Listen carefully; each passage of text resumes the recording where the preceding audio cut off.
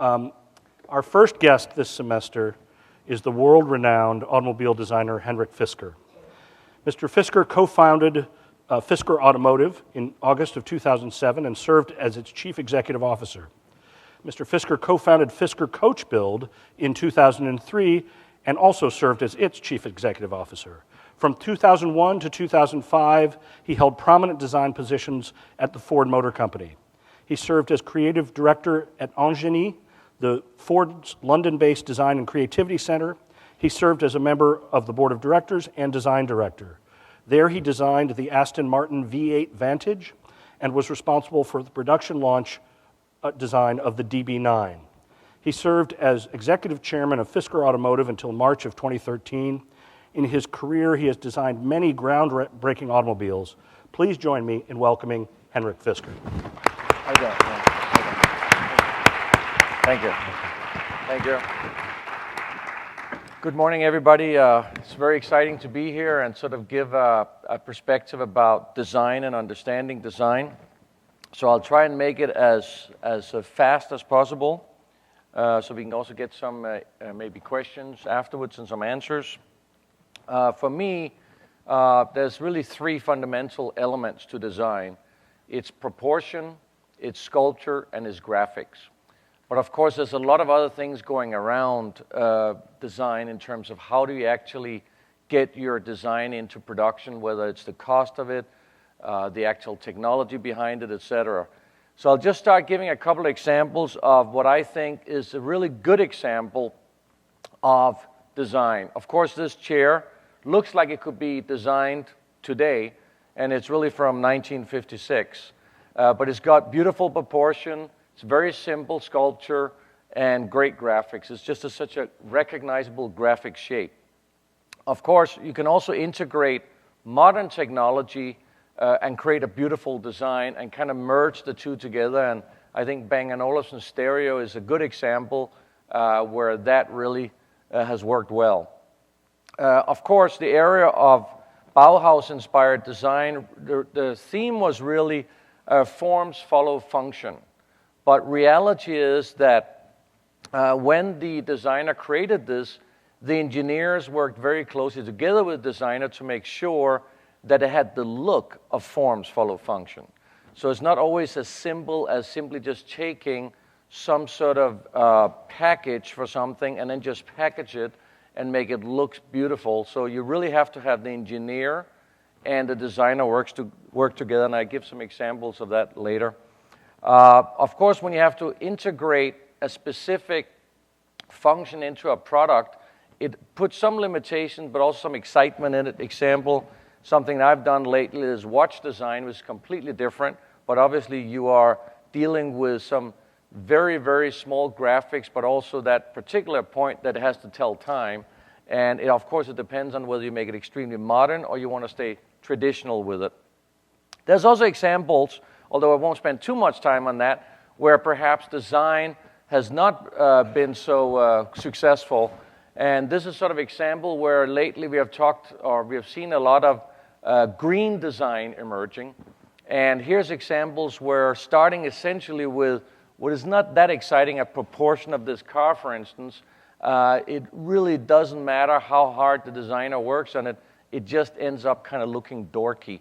Or example of that garbage can, which just has a green poster on it, and therefore it should be a green product. But there's examples of good environmental friendly design where the exciting technology has been packaged in a beautiful design. So it shows that it's possible to do good environmental friendly design or using environmental friendly technologies and making it exciting. Now, going into car design, what is it really that made us fall in love with the car? Because the car is something unique. Even if you don't have a car, you still can be drawn to a car in terms of an emotional connection with a car, and it's something kind of unique. Most of us, if we really would say that we had no interest in cars whatsoever, we would all be driving a minivan, because that is theoretically the best car. Fits a lot of people in it, it's cheap, it's simple, it's easy, but I don't think there's anybody here or anybody else in the world really that's longing or desiring to buy a minivan. It's usually something you do at one point in your life when you need it. and then you have to get rid of it again. This is an example, of course, of a beautiful car, and this is an example of proportions. The long hood and the sensuous sculpture on this car is something that really makes the beauty of this car. This here, of course, the Lamborghini, is a typical example of showing speed, because the Lamborghini, of course, is all about speed.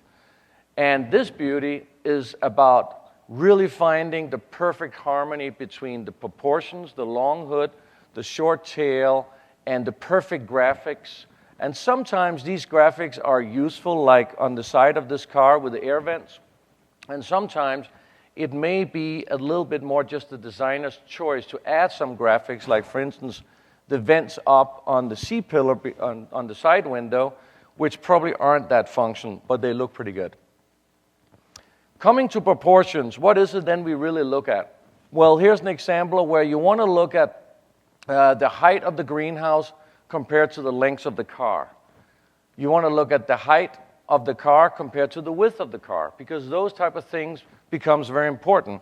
And I thought I'd just give a little example of that, because you might say, okay, what's the big deal about that? Well, if we take this, for instance, if this proportion would have looked like this versus what it does now, it looks more like this, it of course changes a lot how we look at these proportions.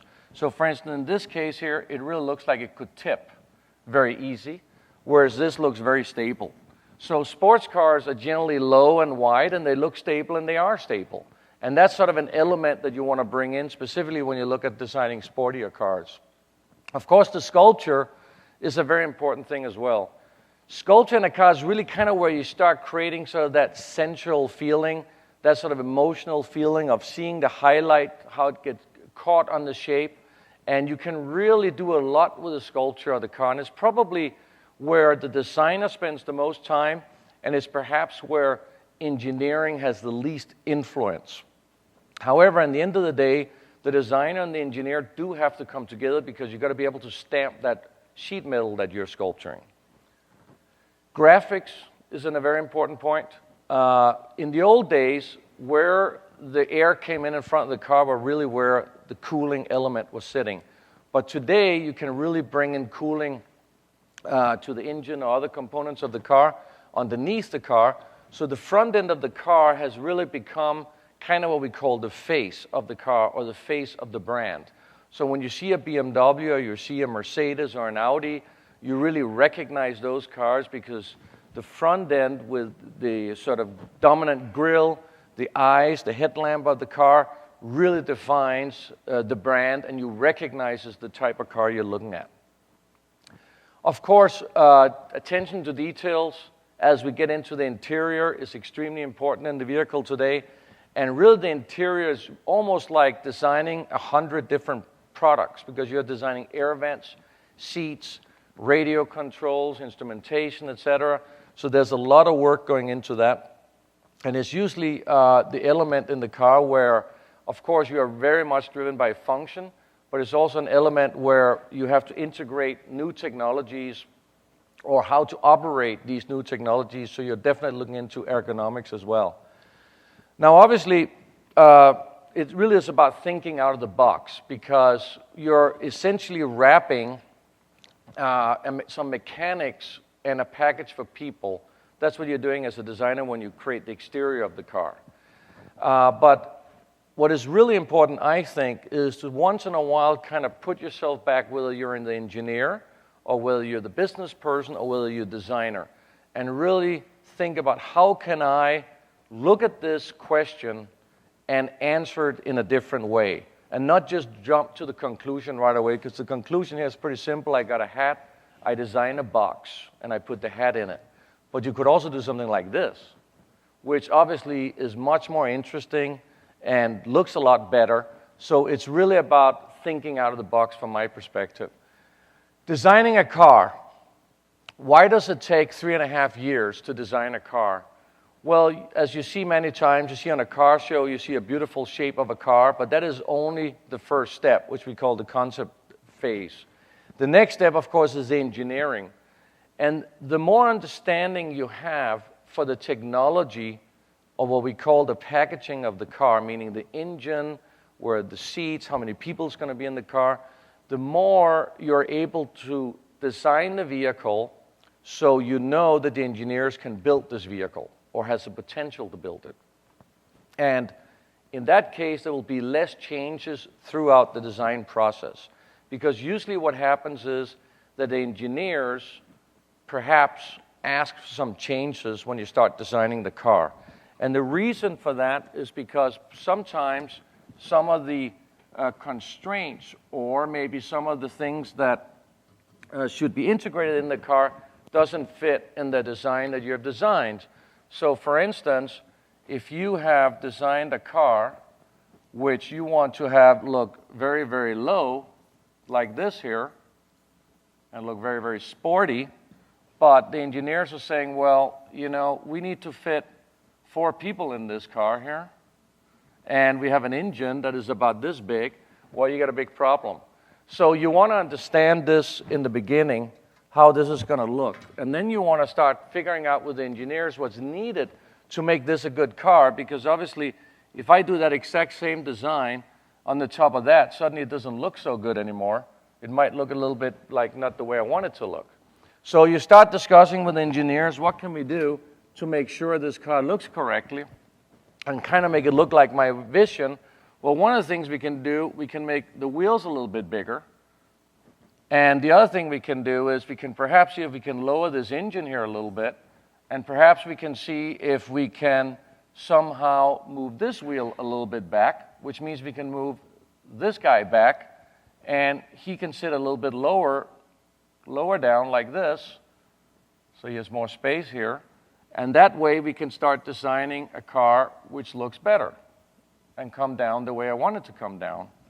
So those are the type of things that you need to look at when you engineer and design a car.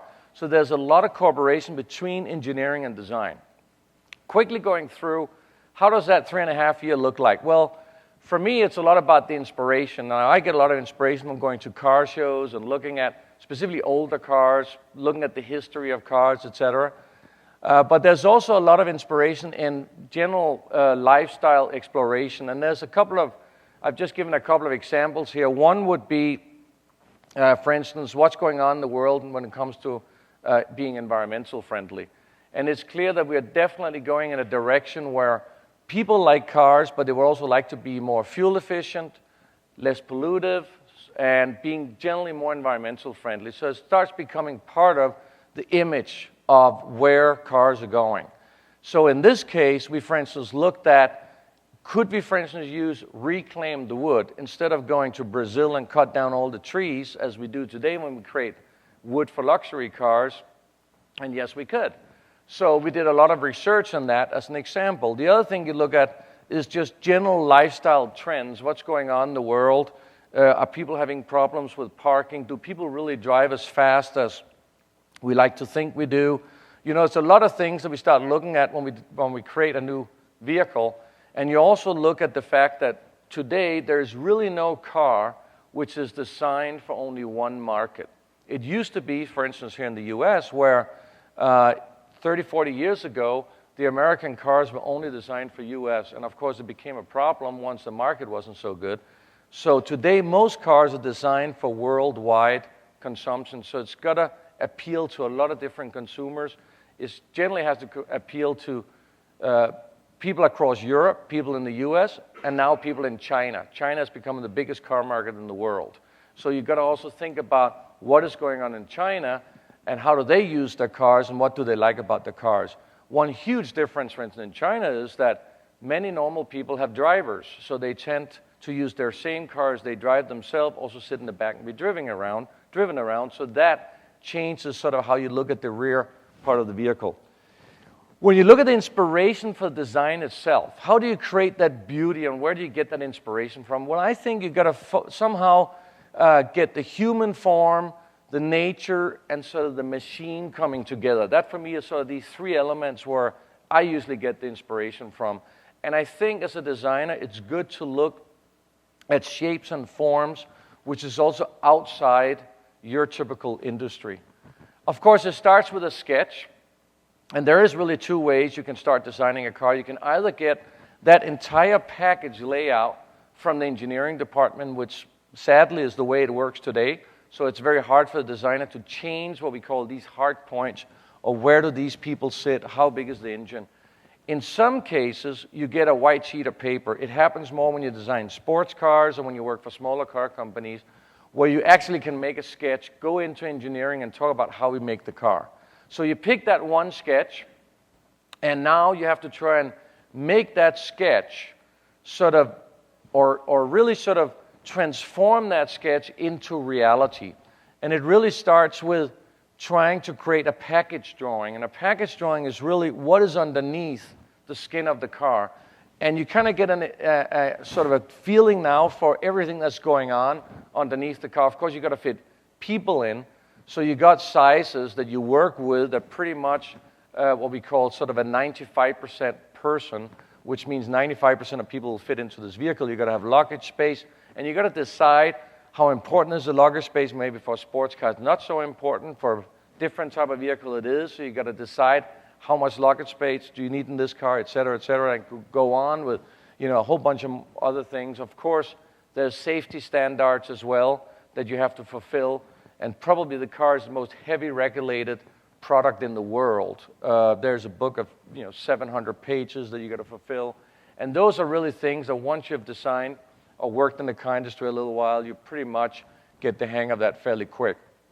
You then start getting into what we call full-size mock-up models, which in this case is what we call a seating buck. And that really means it's a very simple construction where you use sections of your initial design, and the workshop will create basically an ergonomics model where you can get in and out of the car.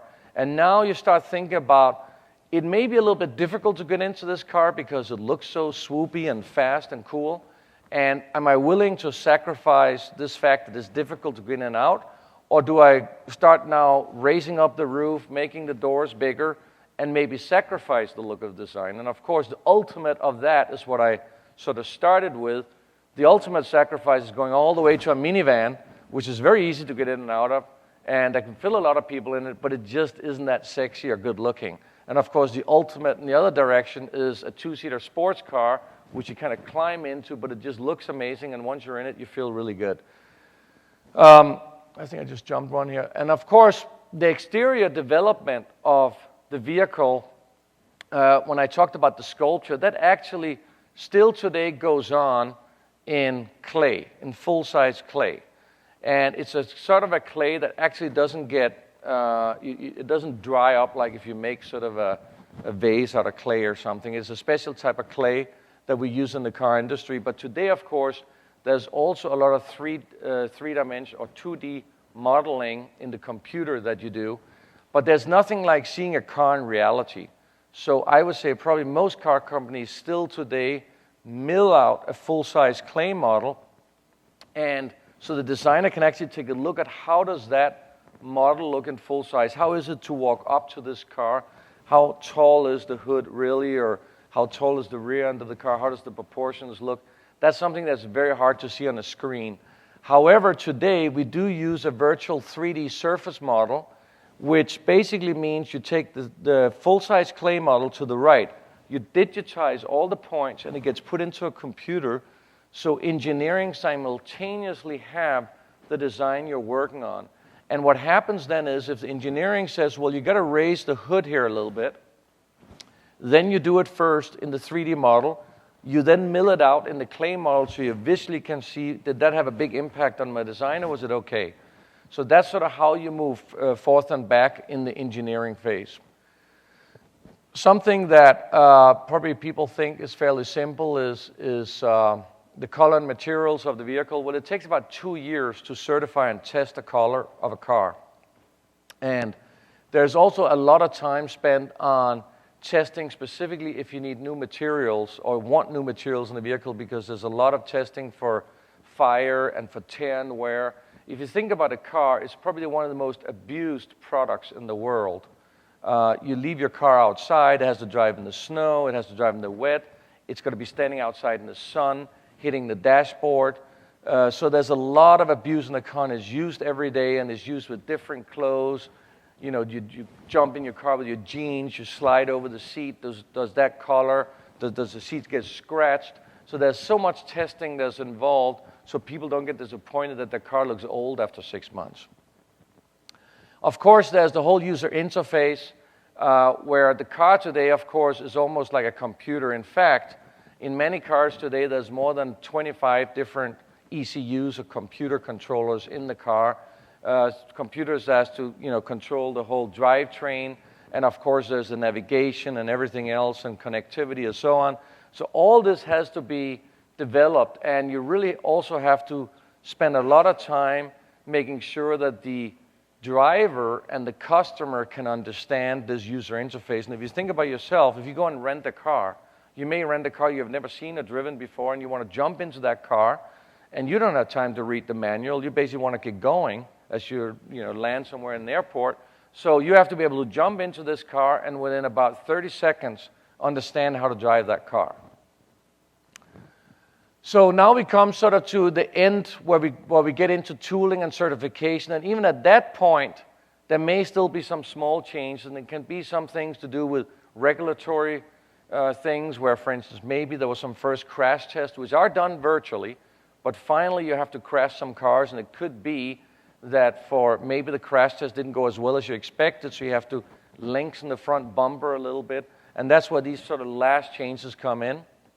And of course, then when you start building the very first validation models at the factory, again the designer goes out and he looks now at, is this stampings, are for instance, the sculpture, the surface perfection, is it the way that you originally designed the car? And even at that point, you're still able, or sometimes there is made some very small changes, usually in the tool at that point in time. And of course, finally, you end up about 3 years later with the final testing, validation, et cetera, et cetera. And then you end up, hopefully, with the car that you want to design in the beginning, which perhaps in this case was about these extreme proportions, which is the same with this one, which is a BMW Z8, was actually one of the first cars I designed. And this was an example where I was very free to design this car, and I just had a small team of 8 engineers, and we were able to, at BMW, sort of work on the side to do something very extreme. It's kind of not very often that happens, but when it happens, you just feel it's an amazing opportunity to get to do something where, of course, billions of dollars are spent, and a lot of people are paying more than $100,000 for it, and you have that opportunity to alone be able to decide something like that together with a handful of engineers. Is pretty exciting. We were talking about graphics earlier. Sometimes you can also think out of the box in terms of applying these graphics from a different viewing angle that may not be seen by people very often, but as you walk around the car, you may get some sense of, I hate to say perfection, but something that looks really harmonious and come together. You may not necessarily see it from that viewpoint, but as you walk around, because it works in that viewpoint, it creates a very exciting graphic from other viewpoints as you walk around the vehicle. In this case, it's a solar roof, which were the first in the world, or the largest curved solar roof in the world. It's curved in 2 directions. And the idea was to incorporate a solar roof on the car.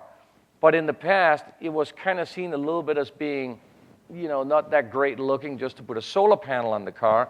So what we were looking at was how could we design an interesting graphic, kind of like bringing these solar panels together and just make it look really attractive. And originally, we were going to make that, kind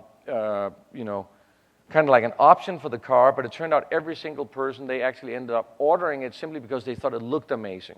So sometimes you can bring some new technology in, make it look really cool and desirable, and that is kind of part of what design is about. In this case, it was about creating one harmonious shape which from every single angle just had to look good. And working at Aston Martin, that's a company where it really doesn't matter if the car is easy to get in and out of.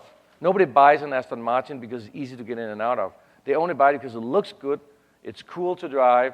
So those are the clear direction you have as a designer. It simply must look beautiful from every angle. And it's not so important how much luggage space there's in it.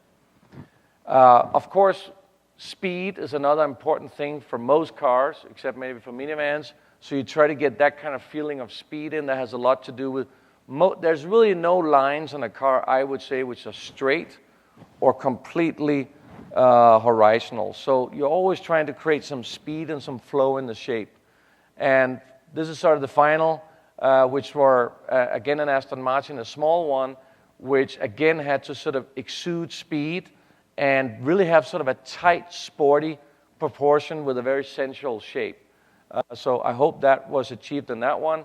I hope that gave you sort of an overview over design. I ran very fast through it because of the time here, but there is hopefully some time for some questions and answers. Thank you very much. Appreciate it.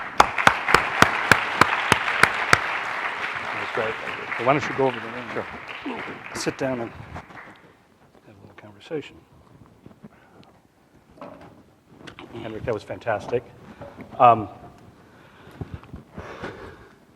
This format for this course is really an attempt to tease out, and of course, the presentations always are really good at entering us into this conversation. But I maybe would like to start with a question about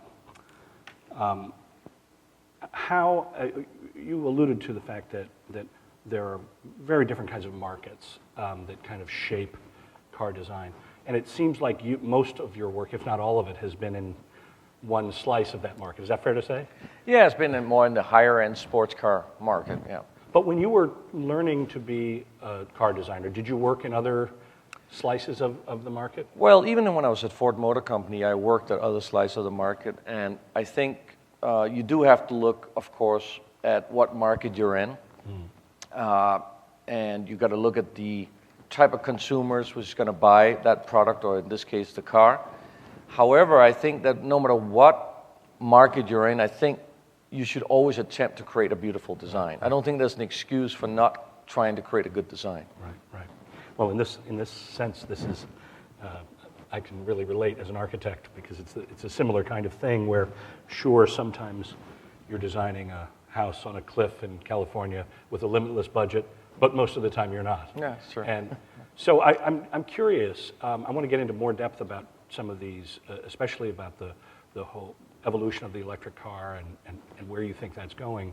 But first, I'm just curious, in the broad market that we have for cars in the world today, and I've only spent about a month in China, but it's just transforming the entire globe in so many ways, and I've been told that in cars also.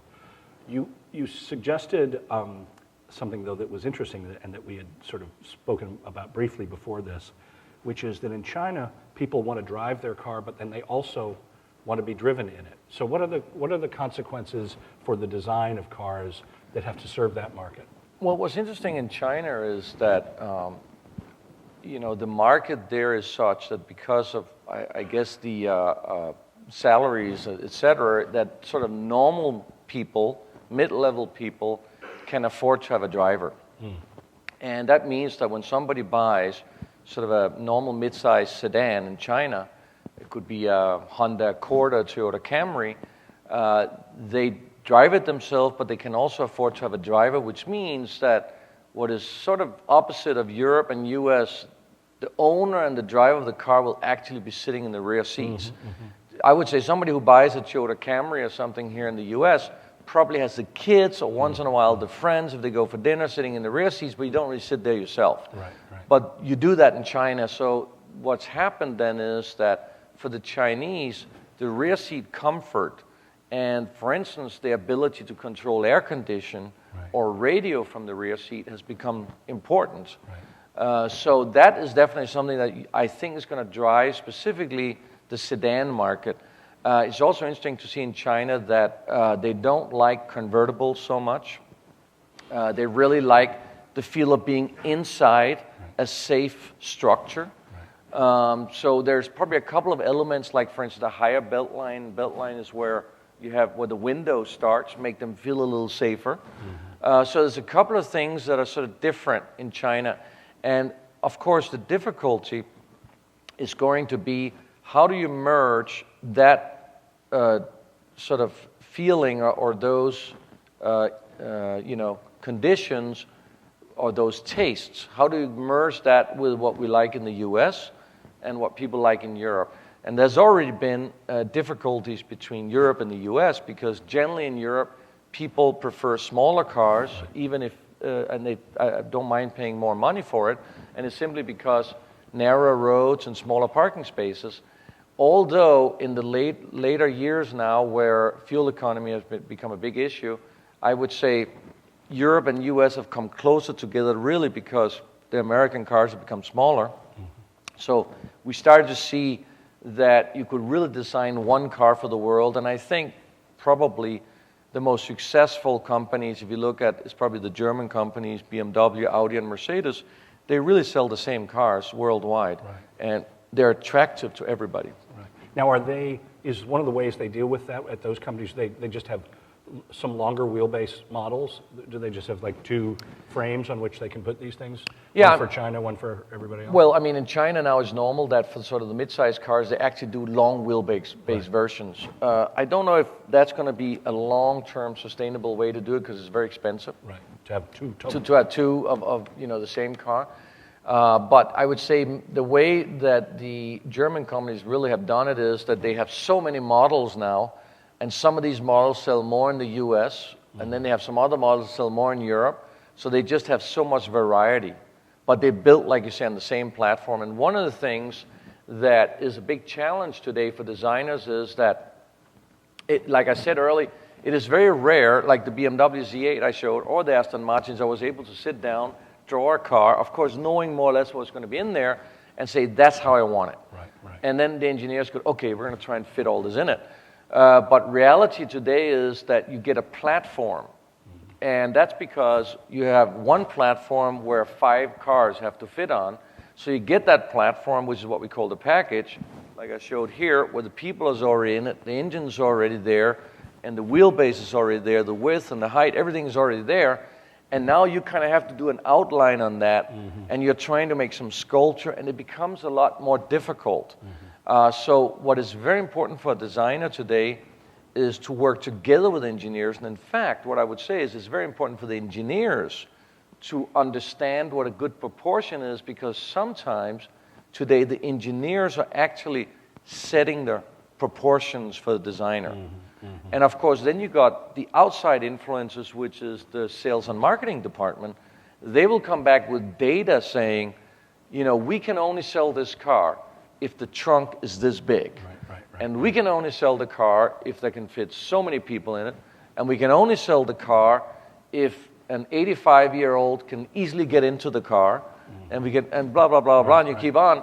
So now all these different conditions come together, and what you have to figure out as a designer and an engineer is, where do you give and where do you take, and what is the compromise? In the end of the day, there is a lot of compromises in most cars because you have to fit all these different elements. Right. Well, it's just one of the things that's so interesting about what we call prototypical design, as opposed to, in the architecture world, oftentimes we design things that truly are one of, a truly one-time product. That is your house on the side of a mountain. It's that particular mountain. It has some common elements like a refrigerator and a bathtub and things that might be off-the-shelf components, but a tremendous amount might be custom-made. In the automobile industry, that's just not possible. The whole economics of it are depending on all of that design energy that goes into the Z8, selling enough units that justify all that investment. Well, yeah, I mean, one of the big issues today with the car industry specifically is certification. So all the crash safety, the emissions, and just generally everything on a car has to be certified. You have certain radiuses you can do in the interior because of head impact when you do a crash. You have to have the airbags deployed certain ways, so you cannot design everything exactly the way you want it. So a lot of times, you might say, well, why don't they just, don't have a dashboard in the front? We just have an iPad and you can just sit in there. Well, the reason that dashboard is there because behind the dashboard is all the computers, and behind the dashboard is the airbags that has to come out in a certain angle. And for instance, when the airbag comes out, it's going to hit the front window and it's going to exactly come out and hit your front part so you get the right impact. So all these type of things you have to design into the car. I think the interior is extremely difficult. The exterior, you of course have certain rules and regulations. You have crumble zones for crash, etc. Those things are a little easier to handle for a designer because engineering has already laid a lot of that stuff out. But when it comes to the point where, in terms of cost, today the days are over where you can make one-off cars. Right. I would really say. In the old days, people would be able to do that. The only one-off cars you can really make today is if somebody buys a car and you modify that car. You buy the platform from somebody else. Well, no. You as an individual have to buy and register the car. Right. And now, this is how you can build a hot rod in the US. Because a hot rod doesn't have airbags, but it's got that chassis number. Right. And the only thing that's left of that original Ford T or whatever is the chassis number. Right. And everything else is new. So that's the only way you can build a one-off. But a car company today, even low-volume cars, when you see good-looking sports cars, today a lot of these sports cars are made by the brands to promote the brand. Right. And a lot of times they don't even make that much money. Sure. But they're important to kind of establish the brand, and they're important to get that emotional connection with the consumer.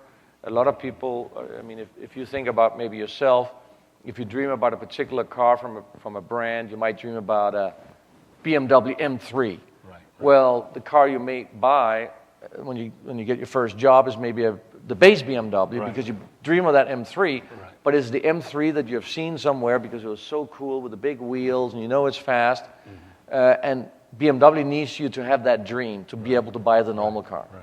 Well, I find this so interesting. One of the themes that we will establish in this course is the idea of having to solve more than one problem at a time. And it seems to me that's a kind of baseline definition of good design, is something that you're not meeting just one problem. Indeed, in a car, you're meeting hundreds of problems at the same time, as you've already suggested. I wonder, what kind of car, in addition to the ones that you've been involved with, what car designs are the most interesting to you today? Which are the ones that you think are breaking new ground or are doing something interesting? I mean, for example, I'll make it less difficult. What do you think of the smart car as an aesthetic object, as an efficient thing, as a solution to a parking issue that it's basically the same dimension both ways, which I get a real kick out of. When you go to Europe, you see people parking a smart car, either parallel parking or they just go in the other way. I think what's difficult about the car is that it's the most expensive product you're ever going to buy, except for a house, and a house isn't really a product. So when you think about a car, if you really have to put yourself in the mind of the consumer and what target group you have. Right. And you also got to look at what brand are you designing this car for.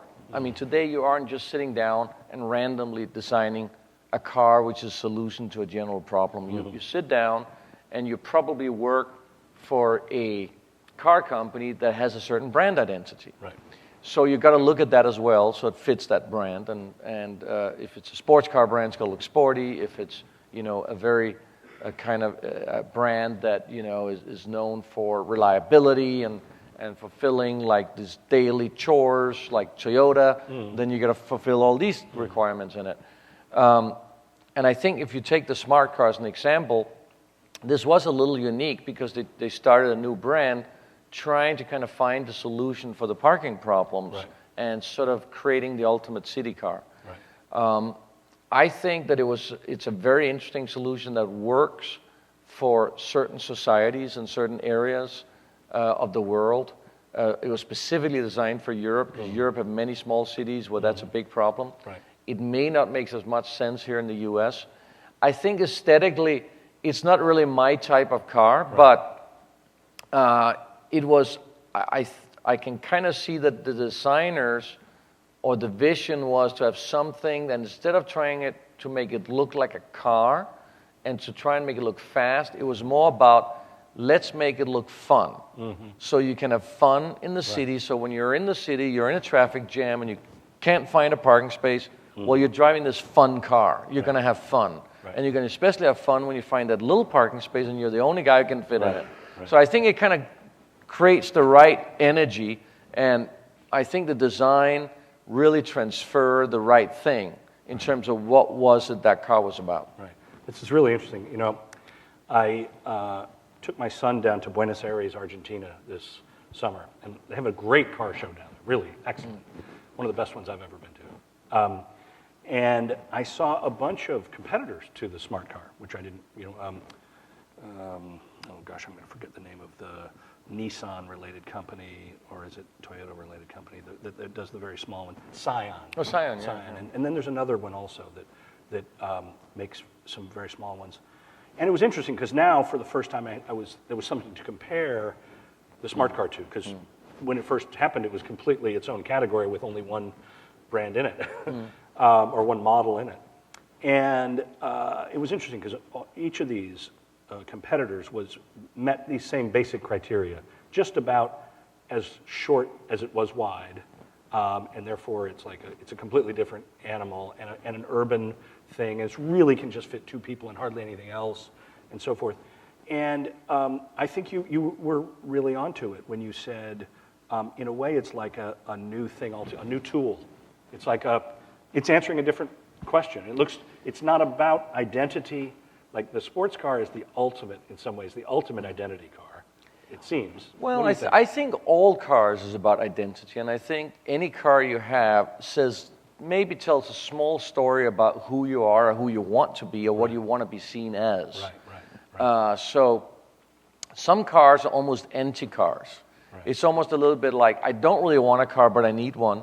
Right. And perhaps a Smart fits a little bit in that category. Right.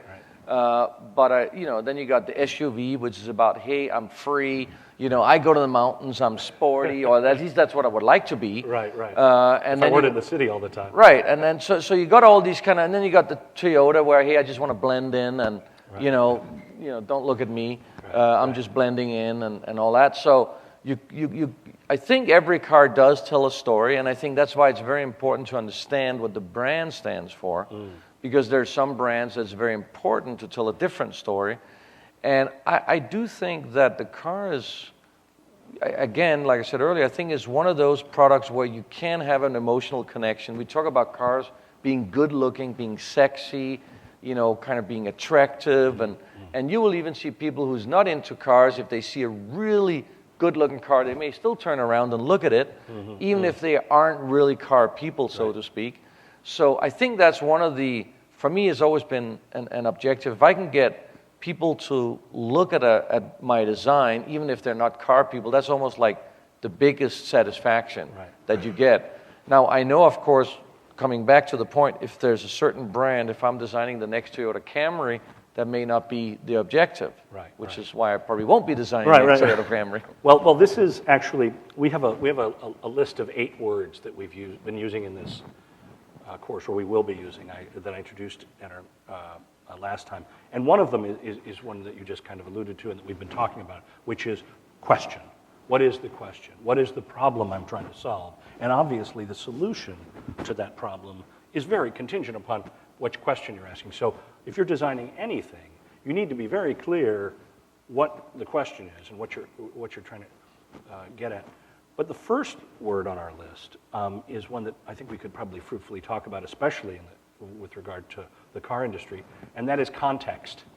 Because the context has been changing dramatically for cars. When I was a kid and a little boy in the 1960s, and my parents drove us around in a red Chevrolet Chevelle station wagon with people smoking in the front, no seatbelts, kids bouncing off of the metal in the back. Today would be a crime, but all of it, the whole thing would be a crime. But our car would have been a crime scene. But when we were driving around, the context was unbelievably cheap oil. That just wasn't even a concern. The safety of those cars compared to today, not remotely comparable. So I wonder if you want to talk a bit about, and especially in as much as you delved very deeply into the electric car world, that context, the energy context, all of that has changed dramatically. maybe you want to say something about that. Well, I think society, you gotta, when you think about car design, I think you have to look at society, where we're going, and how everything is, or things are constantly changing. And it's clear that we're living in a world where pollution is an issue, and we know that the car is contributing to that. And we're living in a world where the consumer, I believe, would like to have the choice or figure out how can I drive a car and feel good about it. Mm-hmm. And I think one of the issues we have had in the last years is that there's a lot of people who, of course, they love cars and they want to drive a car, but they're starting to not feel so great about driving a car. Mm-hmm. Or they get constantly bombarded in the media about that cars are polluting and the congestion and all these type of things. So I think we are now sort of at a point where we got to figure out we're not going to abandon the car, right? Because essentially the car is about freedom to take us wherever we want, whenever we want. And we have that relationship with the car that many of us love. It is probably the only product today that is still very dangerous. Mm-hmm. I'm always saying if the car got invented today, it probably wouldn't be allowed. I mean, you think about, you can take a car and you go 150 miles an hour on some cars today, and you can pass each other, with a couple of feet distance, each right. going 65 miles an hour and still be within the law. Right. So, it is a very dangerous thing, but it's also, that's what kind of brings that excitement. You got all this horsepower under your right foot. Mm-hmm. You can choose the color, it's your car. Mm-hmm. There's still something about that. Now, how do we go from that excitement and where it's almost getting to the point where it's questionable if it's accepted in the future? How do we move the car to the next stage? And for me personally, the reason I founded Fisker Automotive was because I thought, so far, most of the environmental friendly cars were always kind of dorky, not really for car guys, or car people, they weren't that exciting. So I thought, why has nobody made like an exciting environmental friendly vehicle? And also went a little further than just say, let's make it electric. What about incorporating, for instance, that solar roof? What about incorporating reclaimed wood? It's actually a very simple thing. We found out that we could get all the protected wood that is not allowed to be cut down here in the US. We'd actually get that by just buying the reclaimed wood, which basically mean trees that have fallen, right. or from the California fires, or right. whatever it was. So we had access to all that. So it kind of brought up suddenly some innovative ideas that if you didn't think out of the box, you wouldn't have come up with these very simple ideas like, why go to Brazil and cut down wood when we got it right here? Right. We just have to buy the fallen wood instead of going to a forest to cut them down. And it's actually cheaper, and we don't have to transport it. Right. And why not work with solar in a more exciting way than just slapping, an ugly solar panel on the car? But let's create some graphical element out of it. We looked at, recyclable materials and a whole bunch of other stuff. So they kind of, inspired in many different ways and gave us some new insights in other areas. But the idea was really to say, can we move the car to the next step where it's going to again be an acceptable part of our society? We feel good about it. It's fun. We're excited. And it's not a chore to, go and buy a car. So I think that we are kind of right now moving there. And like you say, there's definitely a lot of questions that needs to be answered still. One of the things, even if we do have environmental friendly cars, we still have the question of congestion. We still have the question of parking. Right. What do we do with those two things? Because it doesn't matter if you have an electric car, you're still going to be congested. You're still going to have an issue with parking. Right. So those questions still have to be answered, and I'm not sure you necessarily can answer those questions when you're designing the next Toyota Camry. But you may be able to answer them if you're part either of defining the future as a complete car company, or if you're working on infrastructure. I mean, there's many other things around that than not just designing the car. And sometimes you also have to back away and say, look, I don't have to solve all the problems. Right. Right now I'm tasked to design the next BMW 3 Series. And there's some pretty clear things that's laid out what that has to be. Because at the end of the day, all of you in here are going to have a job. And that job, there's going to be some specifications saying, here's your task. You got to design the next Right, BMW 3 Series. You don't necessarily have to reinvent the world. Right. Well, this is such an interesting issue with respect to car design, it seems to me, because the context is changing so much, so rapidly. And I love the contrast between what you had to do at Fisker Automotive, which was absolutely soup to nuts, try to create a solution to a bunch of new problems in a product that was viable and so forth, a very, very specific challenge. And let's say at the other end of the spectrum, I mentioned to you that a guest later in the semester is going to be the Kent Larson of the MIT City Car, which is about as far to the other end of the spectrum. Maybe the other end of the spectrum is also occupied by this so-called Google car. I don't know, but the idea of vehicular transport as identity-driven still, in whatever form, or as commodity or infrastructure-driven, it seems to me that is a really high-level conceptual distinction about the future. It's not a detail. It is the nature of the question. I think you touched on something very interesting. It's going to be interesting to see how it evolves, because of course one thing is what you call necessary transport. What all of you here have to get to school every day, or you have to get to work, and how do we do that? Right. And the car, I think, evolved into being an exciting moment of the day, where you got in your personal car, you put on your music, and you had fun driving, and it was a cool car, so you spent that half an hour in the morning and that half an hour in the evening to and from work, and it was fun. And now it's become a little bit like, I'm going to sit in traffic, I'm going to get to work. Now, the question then is, are we going to give up on that fun aspect and say, well, let's just create mass transportation? Right. Now, in many cities around the world, specifically in Europe, you have mass transportation. You have, the underground, the buses, and heavy the whole tax for individual cars. Right, and so they've already created that. The interesting thing is, despite having a flawless transportation system in those countries and amazing taxes on cars, some place in Scandinavia, when you buy a car, you have to pay 180% tax, and you can take, the bus subsidized for 50 cents.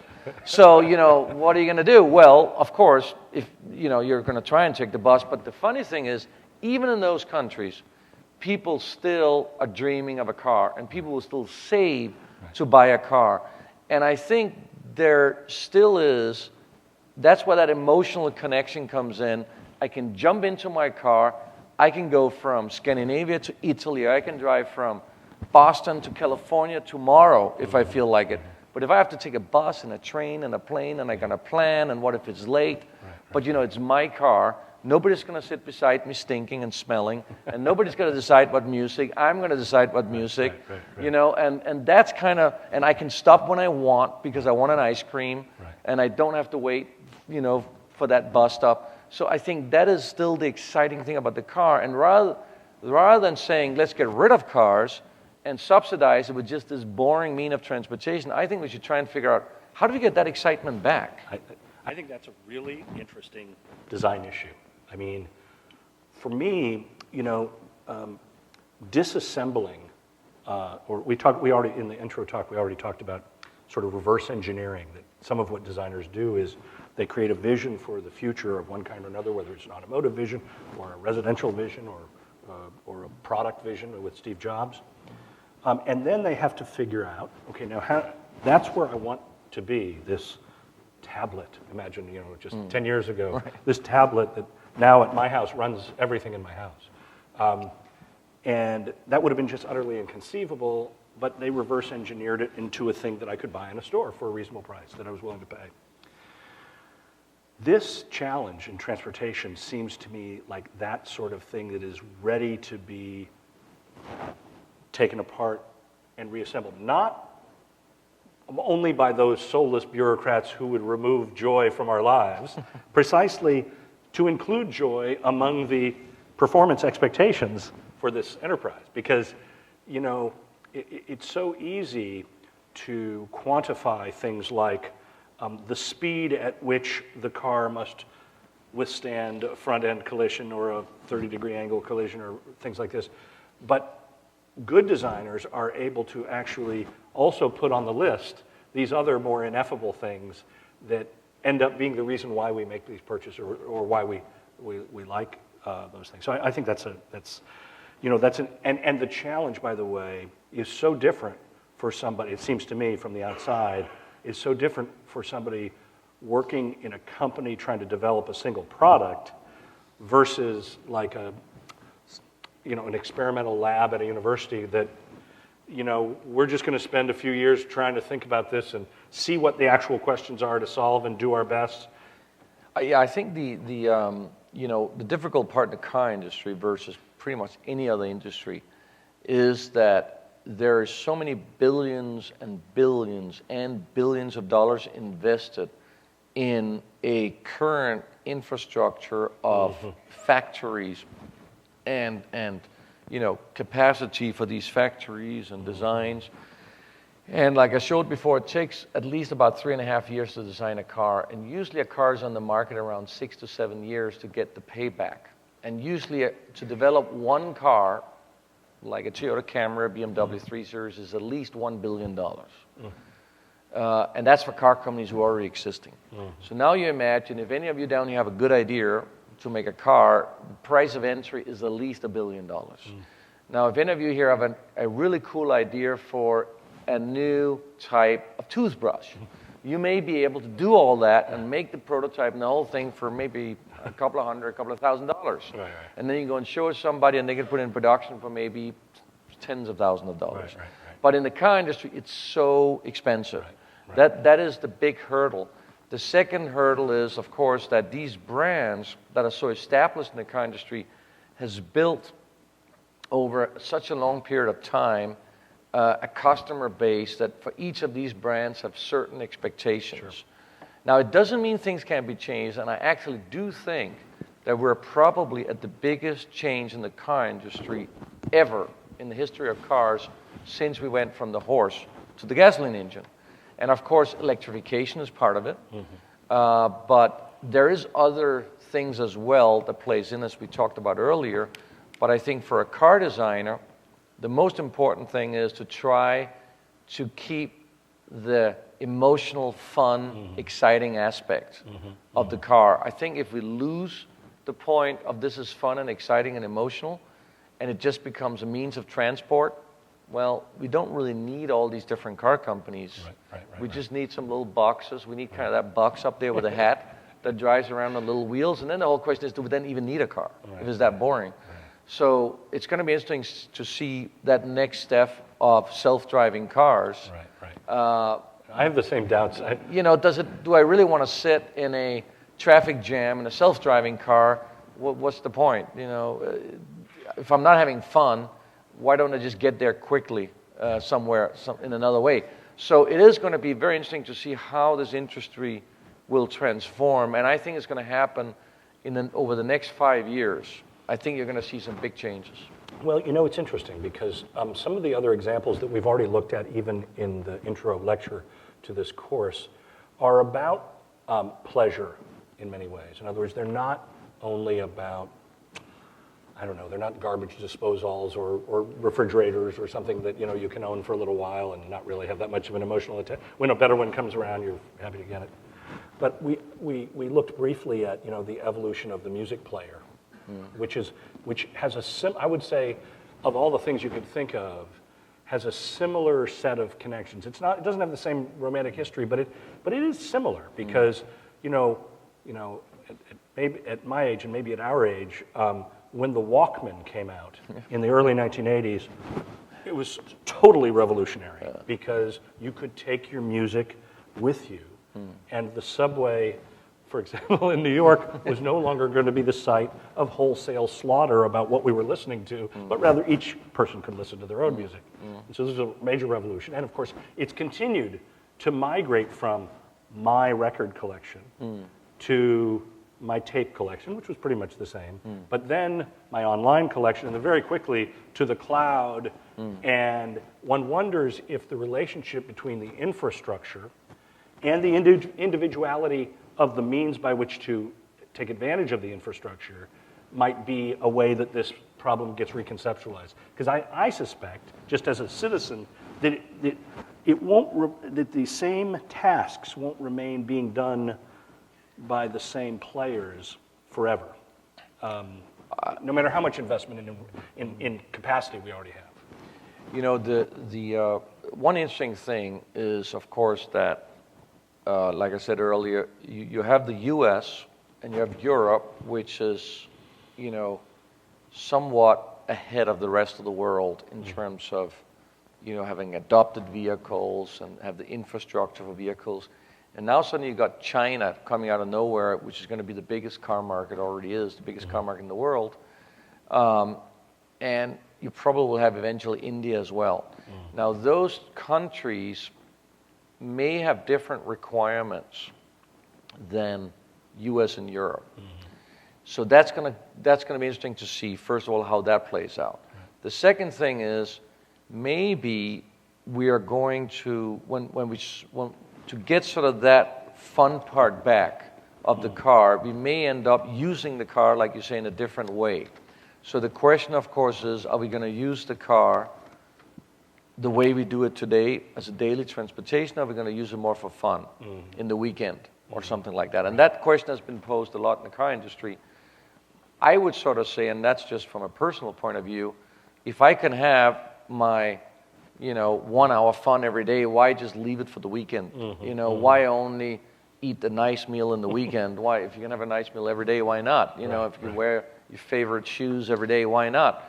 And I think specifically in the U.S., where it's about, you know, I want the best all the time. This jives with the U.S. sensibility. Where Europe is a little bit more about sacrificing when you have to and so on. So it's going to be interesting to see how that relationship with the car is going to evolve, and specifically the younger generation, which you're all part of here. How are you, when you get your first job, are you going to actually go out and buy a car, or are you just going to be transported to and from work and get fun somewhere else? That's going to be interesting to see. I would say this, though, ultimately, once you have driven a car and you sort of felt that feeling of freedom and speed, I don't think there's anything that really can replace that. And I think even as we see now, there is less and less young people getting driver licenses. I think partly is probably that they haven't really had that experience yet. And if you don't know something and you haven't tried it, well, then maybe you don't long for it. So I think part of the car industry's task is going to be to keep that appetite for the car if they want to survive. Otherwise, I think there will be a change. Well, I mean, sure, you're much closer to this than I am, although I do have a 17-year-old male offspring, and who has his driver's license, but is, of course, much more connected to his digital communication network. And I've read that. This isn't my idea. You've read it too. That the most liberating thing for him is his digital connections. As opposed to the car. We'll see. That's not just. I don't say that's forever. I'm just saying it's an interesting. When I was 16, I don't know you. I got my license, had it handed to me as the clock was turning to my 16th birthday, and I was off trying to get into car accidents. You know, the next day. Yeah. I was successful in a couple months. Well, I mean, look, it's interesting to talk about car accidents. You know, you can play a Gran Turismo on television, right? That's true. Or on your you know, whatever you have, and you can crash a car, and it may be very exciting, but I can guarantee you there's nothing like crashing a car for real, as you know. And that adrenaline feeling, not that I advertise crashing cars, but getting around the corner and feeling that, you know, you have this car under control, feeling the adrenaline pump is a complete different feeling that you cannot get on the bus. You know, on the bus, and you can't get in front of the television. No, it just isn't happening. So that's why I do believe that the car will continue to be a very desirable object, but I think it's really up to the car industry to try to innovate and make sure, first of all, that the newer generation, the younger generation, gets that buzz, and second, they also have a responsibility to make cars more fuel efficient, less pollutive, Because if they don't, then you're going to have the regulators starting to make so many laws and regulations that you won't be able to use your car anywhere. And you already see it with strict speed limits, and you can't park there, etc. And then it becomes a hassle to have a car. So I think the real issue for the car industry is to figure out where it's not a hassle anymore to have a car. And that goes, of course, a little bit beyond design. I still want to come back to a design point that I still want people, when they look at a car, go, wow, that thing looks amazing. Right. Well, you know, some of the, I'm just going to get us back to these 8 words for a second, just because some of them we're talking about without using them. One of the words, in addition to context and question, is empathy, and this idea of connecting with the user, which I think is something that maybe comes naturally to you. It comes naturally to me just because I've been doing this for a long time, but I don't think it's always obvious to people that understanding the world from the perspective of the user, who may not be like you, may not be like you at all, is really important. And I wonder if there's anything you wanted to add on that subject. I mean, you've spoken about the pleasure that you want to make sure the users of your vehicles enjoys. Well, I think with, again, with cars, what is interesting there is that it does then really matter what brand you're working for. I mean, if you're creating a complete new car from nowhere with no brand, of course, then you can go in and look exactly who do I want to create this car for. But if you're working for a specific car company, what you normally do is you actually have very clear data about who are these users, what are the age group, what do they like to do, what do they do in their spare time, and for instance, when you start with the whole infotainment system, as we call it, depending on the age group and the brand, there are some people who only listens to the radio, and then there's others that want to have everything in there, the iPod connectivity and all that stuff. So how many levels of menus can they go through? And then, of course, there's the driving excitement. There's certain brands that people like to just be smooth and cruising, and then there's others that want to hear the engine and the mechanics. And so, you do get all that information, and that is an important thing to, as a designer, obviously be aware of. When it comes to the actual look of the interior and the exterior, again, it is also about, you've got to connect with the brand, and you've got to understand how to take your sort of experience and your feeling for design, you've got to take that and transform it into becoming part of that brand you're designing for. And I think that's kind of the same. I mean, if you look at the iPhone, if you go to Apple and work as a designer, you're going to have to understand what Apple stands for. It's a very clean looking design, so you can't start making a whole bunch of stuff because you like it that way. You're going to have to somehow work yourself in to understand the brand. And that's a very important thing for a designer, to be able to understand the brand you're working for. Right. I'm sorry, I have to ask you one question, just because I think this will be illuminating for me and I hope for the students. Toyota, Volkswagen, 2 big global brands, and indeed the 2 that are sort of vying for supremacy, I think. So they're playing in all markets. They're trying to, these are not niche players, these are the big ones.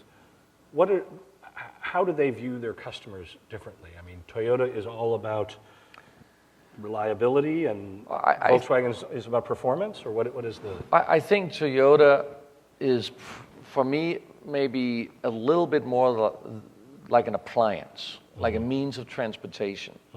And of course, they are trying to connect with the consumer with some products around their base vehicles, because the emotional connection with the consumer means the consumer is willing to pay more for the vehicle because there's some emotional excitement. This is, I want that. But I think Toyota definitely is more of a means of transportation. Whatever people need to get transported, we'll get them. I think Volkswagen is coming a little bit more from engineering excellence, which is a little bit more sort of the German side of it. And I've worked in Germany, not for Volkswagen, but for BMW for many years. And I think that whole technical aspect, keep on innovating. And perhaps, I would say Volkswagen would probably rather take a little risk and teach people about this new technology and maybe even force them to learn about this technology and how to use it. Whereas I think Toyota will probably rather look at the market and say, look, if they don't ask for it, we don't need to give it. And if they're asking for that, whether we like it or not, we're going to give it to them. So I think Toyota is a little bit more of a pleaser, where I think Volkswagen is a little bit more, they drive probably a little harder towards getting the consumer involved and accept where they want to go. I think both, of course, have been extremely successful, and it's going to be interesting to see who ultimately will be the biggest. But I don't know if it necessarily is about just being the biggest. I think it's also about having the best products that you are happy with as a company and that you feel represents your brand, because that way you're going to have, I think, the strongest and most loyal consumer that sticks with your brand. Right.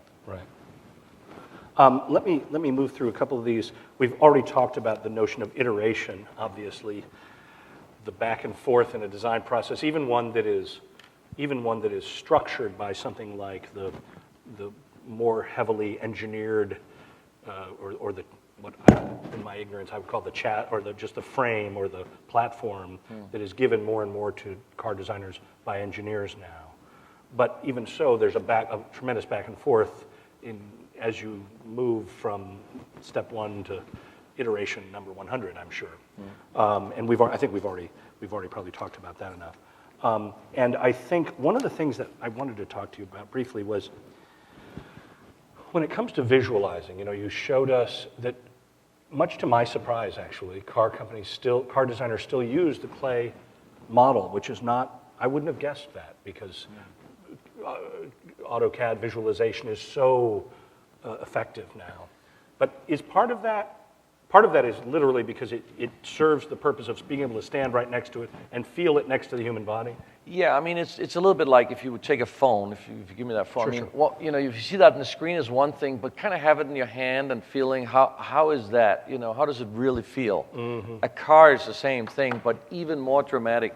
You walk up to a car, and because of that emotional connection, you want to be able to kind of feel how is it to walk up to that car and let my hand run over the hood or walking around it, seeing the light hit it, the real proportions of a car. And even though today you actually have full-size screens that can show three-dimensional images of the car, and all car companies pretty much have that, there's still no substitute for being right. It's just like seeing a beautiful woman on TV is a little different when you stand right in front of her. You might kind of feel a little different, a little more nervous. And it's kind of the same thing with a car. You walk up to a car and there's a little bit more of an emotional kind of excitement. And it's kind of the same when you see a car on screen. It's like, yeah, it's beautiful. That's fine. But if you stand right beside it, you stand beside that red Ferrari or what it is, or that silver Aston Martin, it's a little bit more exciting. And that is part of seeing the real sculpture. That's interesting. I thought it might have been because I think this is really true in architecture, that there are part of the need for visualization is for the designer to understand what he or she is designing, but part of it is for communicating with clients. And clients bring their own desires to the design process. That is, they want it to be romantic. They want to see the grand gesture in chalk.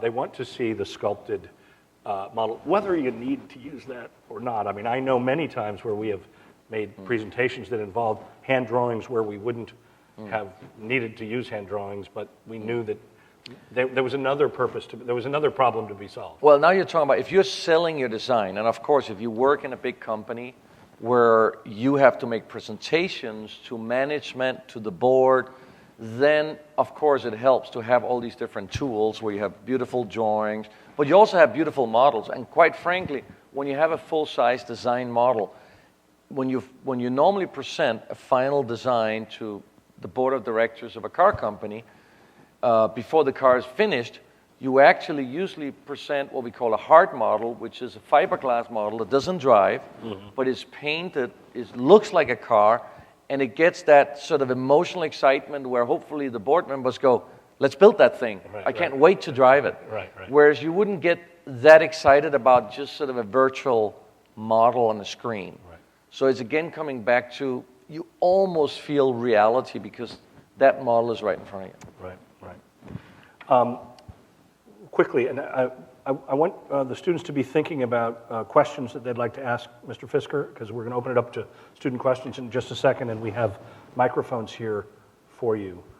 So if you have a question, you can come up and ask one at the microphone. But when it comes to the question of innovation, and we think about what is fueling innovation in the car world today, I think, so many of these words that we're using as kind of placeholders and common elements throughout this course, obviously, we've already talked about in one way or another, but the question of what's fueling the innovation, obviously, part of it is energy issues, part of it might be regulatory issues, part of it might be congestion issues.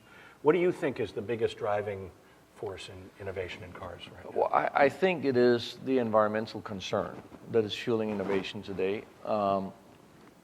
And I think that's driven really by consumers and the society. I think everybody today realizes that we want to do something about having a cleaner and better environment in the future.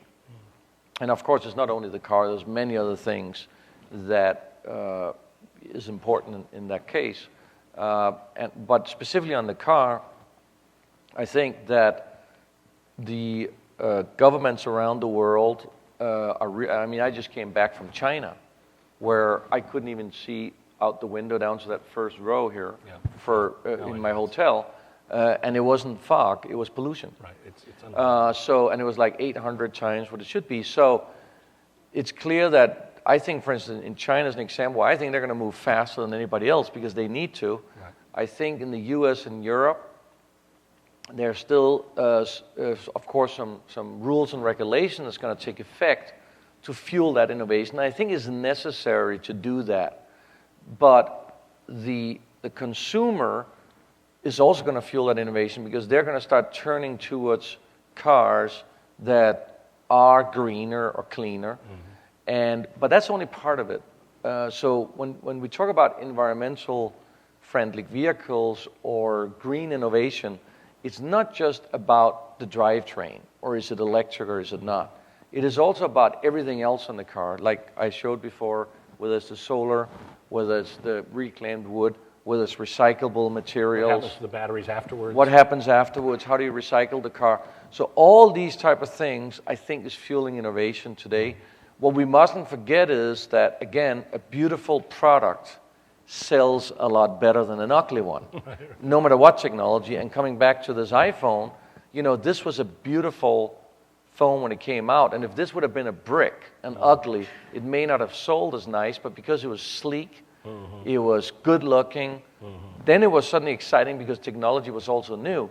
And I think with environmental friendly cars, there has been this sort of negative start where the first fuel-efficient and environmental-friendly cars were little ugly hatchbacks that nobody really wanted. Right. And then sort of a few people started to buy them and became a little bit of a status symbol, hey, I'm green.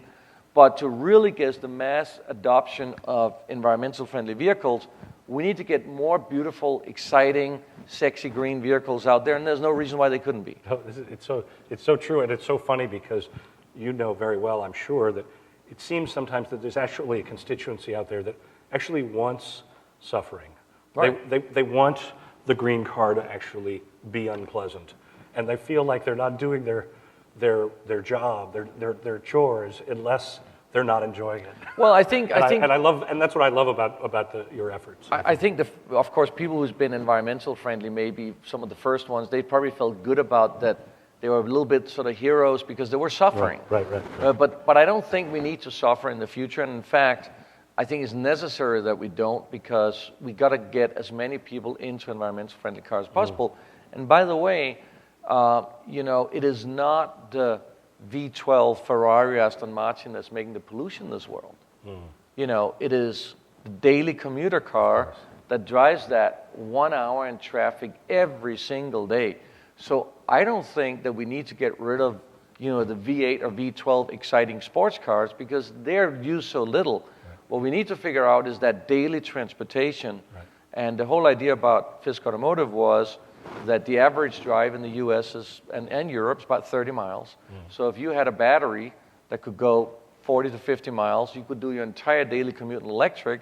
Right. But when you want to go far, there was a gasoline engine that switched on, and you could drive from Boston to California if you wanted.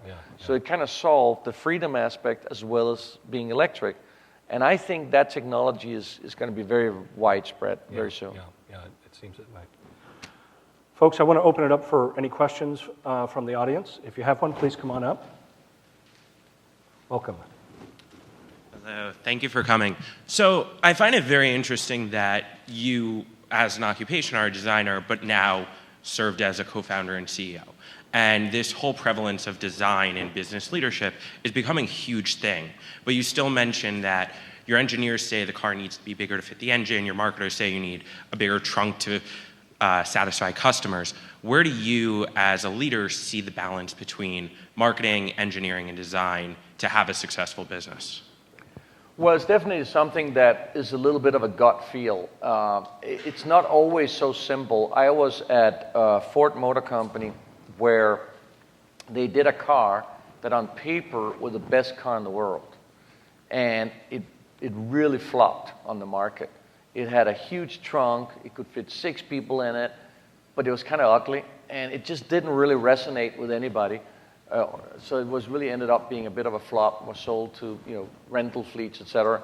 So you've kind of seen that happen in the industry. So it is a little bit based on your gut feel, the knowledge of the industry, and I was fortunate at Fisker Automotive to be the designer and the CEO, so I could make those decisions. And it also comes back to what is the brand. If you're designing a Volvo or a Toyota is very different than if you're designing, a Ferrari, for instance. So there's not an easy question to that, but I would say what makes it easier is if the marketing department, the engineering department, understand the brand they're working for, and they're helping the designer by already giving him the better proportions, meaning saying, hey, look, of course, if you ask somebody, would you like a big trunk? Everybody's going to say, I would like a big trunk. Even the Ferrari guy will say, I like a big trunk. But if you design an ugly Ferrari, which has a huge trunk space, you won't sell one because he already has a Range Rover or something else when he needs a big trunk. So you need to understand who your consumer is to be able to make those decisions. And sometimes you may make the wrong decision where you should have made the trunk a little bigger, or you may have made the trunk a little too big and the car was a little too ugly. So it's a very fine line, and I don't think this is one of the things where you can't write down a formula for that. It is about gut feel, it's about the experience and understanding where to make those trade-offs. I think the big takeaway there is that one of the things we talked about, thank you very much, is this is a field where there's not a single right answer. No, there isn't. Please. So earlier you mentioned in different countries, different design elements having more appeal to different nationalities of people. Do you see similar trends in different genders? Like, do certain design elements appeal more to men versus women buying cars? There's been a lot of sort of research on that. Where I know Volvo had a car designed by 3 women, and there's been stuff like that happening because of the investment into vehicles and the cost of developing a vehicle, and the fact that you need a certain amount of volume to make this vehicle successful. What most car companies try to do is really to create vehicles where you don't have to only target a specific customer, for instance, only females or only Chinese or whatever it is in China. So you try to create, and I mean, successful companies, like I said before, BMW, I think is a good example where we like BMWs here in the US. People like the same car in Europe and the same one in China and the same one in India and the same one in Africa. So that's really what everybody's trying to do. There is, though, some elements on vehicles that do appeal a little bit more to certain genders, like you say, and there are certain areas where you look at, But again, it also comes into what stage of your life are you in. You know, for instance, if you're looking at consumers where it's families that just have small children, well, it appeals a lot to for specifically women that they can get easy into the back seat, put the baby in, you know, stuff like that, get the stroller out of the trunk without having to lift it too high. So, you know, those are the type of things that you try to incorporate into the vehicles without necessarily not being able to sell it to a man or sell it to in a certain country. So you are looking at that, and you are putting those features in, but I don't think there's too many cars where they're specifically designed only to sell to women. Although there are some cars that may appeal more to women than others. Thank you. Yeah. I really enjoyed your hearing your thoughts on the big picture on what a car stands for, and the individualism and freedom and fun and, of course, safety. But I wanted to ask a more specific question in your design process, and realizing that the average consumer, except maybe the collector who waxes the car every day or something, your average consumer spends an inordinately more amount of time in the interior of the car rather than the exterior. And while the exterior may initially attract the buyer, it's the interior that they spend more time in. And I was wondering how you allot your design time towards the interior and how you unite the two into your theory and theme behind the design. It's a very good question, and I will say again, it also depends on the brand, but generally, for instance, if you have a vehicle where you know it is mainly used by one person, and fact is most cars most of the time are used by one person, the driver, but there is some cars where you have obviously more people on board more frequently, and obviously again coming to the minivans, an example where that's probably the vehicle where there's most of the time other people in the car, and a lot of times it's children. So in this case, you do have to look a lot up, is there cup holders at every single seat? How is to get in and out of it? How is when you sit in the seat? Can it be put in a way where you're going to go for long trips, you want to be able to recline even the rear seats, et cetera, et cetera. When you look at a more normal car, it is a very, again, there's two elements to the design. One is the perception of space and comfort, and then the other is the actual space and comfort. And that is a fine line. And I would say generally, as we go towards sporty cars, it is more about the perception of the space and comfort and how you feel when you're sitting in the driver's seat. And it's not always that more space is better. For instance, a lot of people like to sort of put the arm on the window. So if you had an amazing big space around you and you couldn't reach out there, or you can't reach the ticket for the parking garage, it becomes really annoying. So there's a point where just more space isn't necessarily better. For instance, I don't like when you have like tons of head, you're kind of feeling like you're driving in this giant vehicle, and why is it so big? So for sports cars, it's more about making it comfortable around you, easy to operate and reach all the controls, and a comfortable seat, comfortable driving position. How's my view out? When you think about, a more normal car where you have more passengers, then you start thinking about getting in and out of the car. How comfortable is it at the rear, even if there's a big guy sitting in front and he's moving the seat back? So you start looking at all that, and then you have to kind of make that compromise. And that's where that compromise comes in. Every time I raise the height of the roof, every time I make the side glass more straight up, more and more of the exterior excitement or beauty goes away. So where do I say stop? And that's that fine line you have to decide. Where do I say stop? Where somebody looks at this vehicle,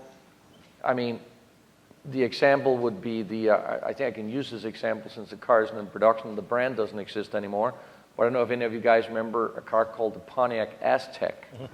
That was like an amazing interior, even had a tent in the back. You could actually fool it out and there was a tent, and you could sit like all these people, and it was amazing. But it was so butt ugly that nobody bought it, I think the dealers had to take these cars and give it to their friends and family. So there was a point where they just went too far in terms of creating all this amazing interior space, but it was just so ugly. I mean, it's almost like a plate. Even if somebody tells you it's a beautiful meal, but if there's some green slime lying there and they say it's going to taste amazing, you may say, well, I don't care. I still don't want to have it. So that's that kind of, you have to have that attraction. And also don't forget, it's not only just about buying that car. It's also about what do people think when you drive that car and you pass somebody. And there are certain cars that kind of makes you look dorky when you sit inside them. And then there's other cars that make you look kind of cool and sexy. And that has an impact on people too. So people do think about, I look kind of good in this car when I'm in it. And I actually have an interesting story on that. I met a guy the other day that decided, it's a while ago, he decided to go really green. And he was driving into work, and he was driving his big BMW 7 Series. And the gas had just gone up in price. And his secretary comes in, and in a little Honda hybrid. And he goes, wow, how much do you get per gallon? And she goes, I get 48 miles per gallon. And he just decided, I'm going to go and get one. So he went, changed from his BMW 7 Series to this little Honda Civic Hybrid. And he loved it. He drove it for about 6 months. And one day he was going out for lunch with his secretary, and she had changed. He had now bought a small BMW, and he get in it, and they drive for lunch. They get to a stoplight, and next to the stoplight comes a little Honda exactly like the one he has. And he looks over, and he sees this big guy like himself sitting in it, and he says to the secretary, do I look that dorky? And she goes, yeah, you do. And he went and he changed it. So, there is a little bit about, it's also the clothes you wear, or, you do care what people think, even if you pretend you don't. So that's why the exterior of a car and how you sit in the car actually is important. So those are the kind of elements that you do have to take into consideration. So you have to balance all these aspects you have to balance. You can't just look at only one. Thank you very much. Now we're going to try to speed through these. All right, I'll make short answers. Yes. So when I'm home, the car that I drive more often than not, it's my dad's baby blue Prius. Not exactly the manliest car. So like my friends will rag on me for it and stuff like that. Do you think that as we enter this new wave of innovation in cars, and we cars kind of like the Tesla that can go 200-300 miles on a single charge, that look nicer, newer hybrids, and other better-looking electric cars, do you think we're still going to be able to, as a global society, shed that kind of disapproving view of the hybrids, electric cars, even though they're good for the environment, but they're still kind of looked down upon by some groups of people? Yeah, I do. I think that the sort of revolution in the car industry is going to happen over the next 5 years. And you're absolutely right. The first, like I said earlier, the first environmental-friendly cars kind of gave that image of electric or hybrids were dorky and boring and small and annoying.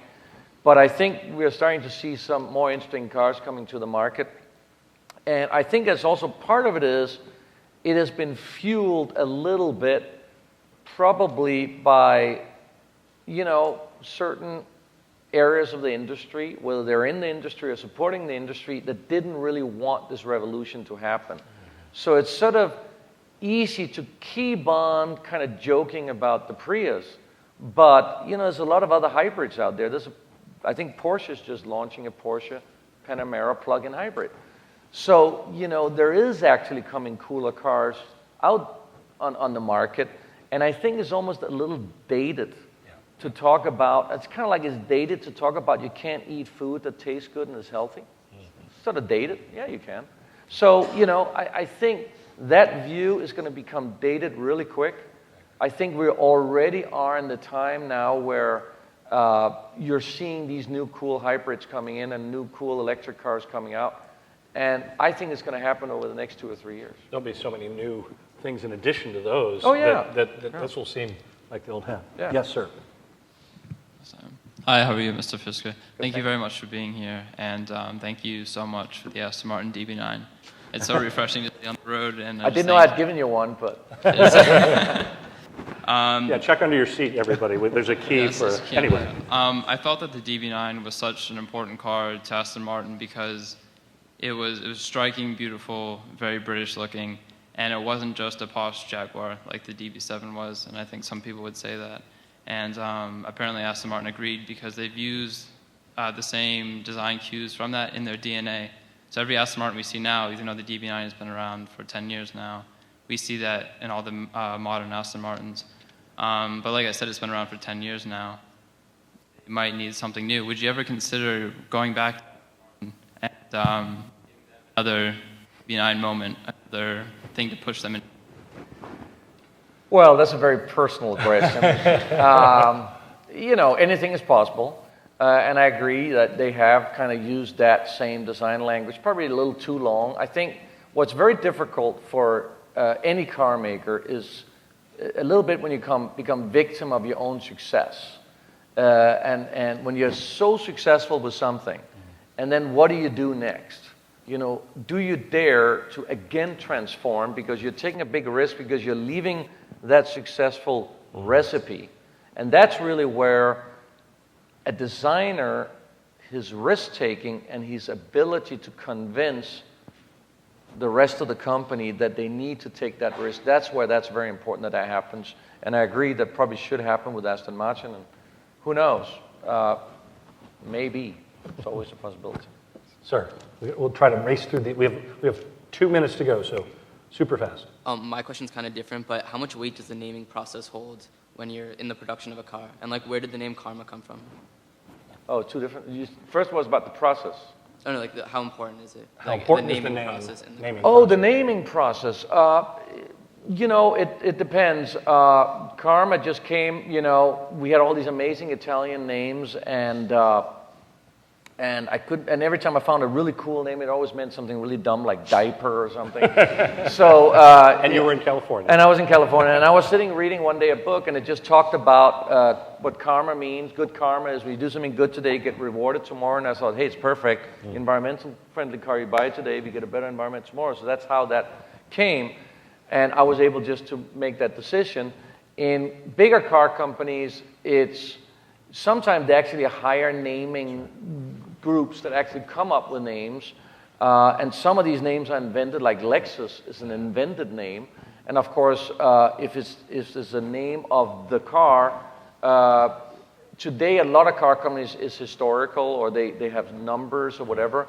But there is new cars that come out where I do think the name is very important. It's important to understand the meaning in most languages because there can be some mistakes there if you don't, or how you're actually able to pronounce these names. And still today there's some funky names where they're hard to pronounce. So it is an important part.